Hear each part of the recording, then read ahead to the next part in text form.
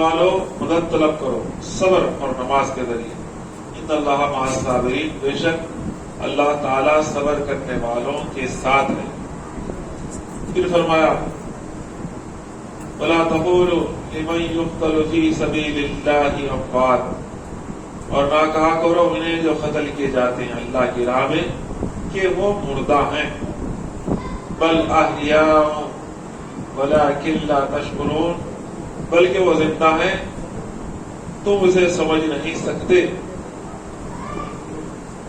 اللہ کی راہ میں مارے جانے والے زندہ ہیں اور لا تشعرون فرمایا گیا تم اسے انہیں نہیں سمجھ سکتے وہ کیسے زندہ ہیں. وَلَنَبْلُوَنَّكُمْ بِشَيْءٍ مِّنَ الْخَوْفِ وَالْجُوعِ وَنَقْصٍ مِّنَ الْأَمْوَالِ وَالْأَنفُسِ وَالثَّمَرَاتِ وَبَشِّرِ الصَّابِرِينَ،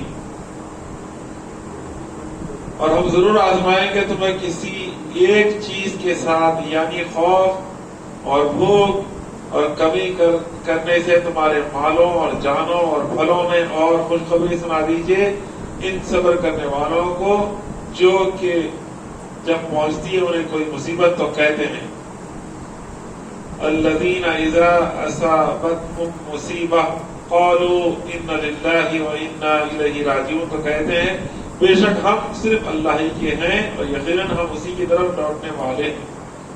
اولئک علیہم صلوات من ربہم ورحمہ،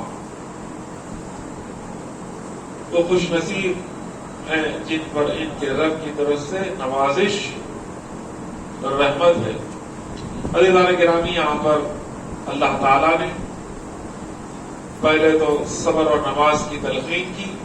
اے ایمان، پہلے مخاطب ہوا ایمان والوں سے، یا ایھا الذین آمنوا، جب پیارے لفظ ہے آمنوا استعینوا، استعانت کہتے ہیں مدد مانگنے، بالصبر والصلاۃ. اے ایمان والو استعانت حاصل کرو، مدد حاصل کرو اللہ سے صبر کے ذریعے، نماز کے ذریعے. ان اللہ مع الصابرین، پھر فرمایا گیا اللہ صبر کرنے والوں کے ساتھ. بہت پیاری آیت ہے، پیغام قرآن کا ایک ایک لفظ ایک ایک بات میں گہرائی ہے، جامعت ہے، فصیح اور بلیغ کلام ہے اللہ کا. اس کی ایک بات پر غور کریں تو علم اور عرفان اور معرفت کا سمندر اس میں موجود ہے، لیکن اس پر غور کرنے کی ضرورت ہے. افسوس، سب افسوس کہ مسلمان یوں ہی پڑھ کر نکل جاتے ہیں. پہلے تو قرآن سے ہمارا کوئی تعلق ہے ہی نہیں، تو اس لیے کہہ رہا ہوں کہ کوئی مر جاتا ہے تو اس کی لاش کے سامنے قرآن پڑھتے ہیں، زیارت میں قرآن پڑھتے ہیں، چہلوں میں قرآن پڑھتے ہیں، گھر برونی میں قرآن پڑھتے ہیں، دکان نہیں چل رہی تو سورہ بقرہ پڑھواتے ہیں. پڑھنے کی توفیق کوئی نہیں کیونکہ پڑھنے آتا نہیں. دوسری چیز، دلہن کے لیے دہیج خریدنے کے لیے جاتے ہیں تو سب سے پہلے قرآن لاتے ہیں. اور بعض جگہ رواج یہ بھی ہے کہ دلہا دلہن جب گھر میں آتے ہیں تو قرآن اٹھا کے اس کے نیچے سے گزارتے ہیں اور اس سے خیال کرتے ہیں کہ اس سے برکت حاصل ہوگی. عزیزان محترم، ایسے ہی قرآن کو سر کے دروازے کی چوکھٹ کے اوپری حصے میں رکھ دیا جاتا ہے، کھڑا ہاتھ سے پکڑ لیتا ہے کہ دلہا دلہن کو اس کے نیچے سے گزارے. اب برکتیں مل گئی، سبحان اللہ، ایسی برکتیں ملتی ہیں. ارے یہ کتاب نیچے سے گزرنے کے لیے نہیں ہے بلکہ پڑھ کے عمل کرنے کے لیے، سمجھ کے، لیکن وہ توفیق نہیں ہے، اللہ کی پناہ ہے.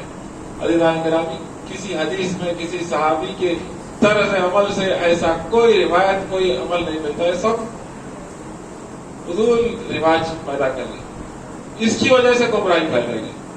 عزیزان گرامی، پھر قرآن کو ایک تعویذ بنا لیا، یہ آیت پڑھو یہ بیماری دور ہو جائے گی، وہ آیت پڑھو وہ بیماری دور ہو جائے گی. بے شک کتاب حکیم ہے، کتاب شفا ہے یہ، عزیزان گرامی، لیکن اس میں جو سبق ہے، اس میں جو علم ہے، اس میں جو ترقی ہے، اس میں جو کامیابی ہے، اس میں جو فلاح کا راستہ ہے، اس فلاح کے راستے کو ڈھونڈو.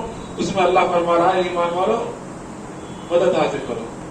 اس سے نماز، اس سے پہلے بھی ایمان والوں کا ذکر میں نے کیا تھا، تو اللہ فرما رہا ہے ایمان لاؤ اور نماز پڑھو. ایمان کے ساتھ نماز کا ذکر، جگہ جگہ صرف ایک ہی بات بتائی گئی قرآن میں کہ نماز نماز نماز نماز. اور مسلمانوں کا کام کیا ہے؟ نماز سے کوئی سروکار نہیں. اب مسجدیں خالی ہونا شروع ہو گئی، رمضان کے بعد تو بالکل ہی صفائی ہو جائے گا. پھر اللہ فرما رہا ہے مدد کے ساتھ صبر بھی ہونا چاہیے. صبر اللہ کی بہت بڑی نعمت ہے، انعام ہے. ان اللہ مع الصابرین. صبر ایک ایسی چیز ہے کہ صبر کرنے والوں کے ساتھ کون ہے؟ اللہ فرمایا میں صبر کرنے والوں کے ساتھ. یعنی اللہ کی پوری تائید، نصرت، مدد اور ساتھ کس کے ساتھ ہے؟ صبر. اس لیے حضور نے فرمایا روزہ صبر ہے اور صبر کی جگہ جنت ہے.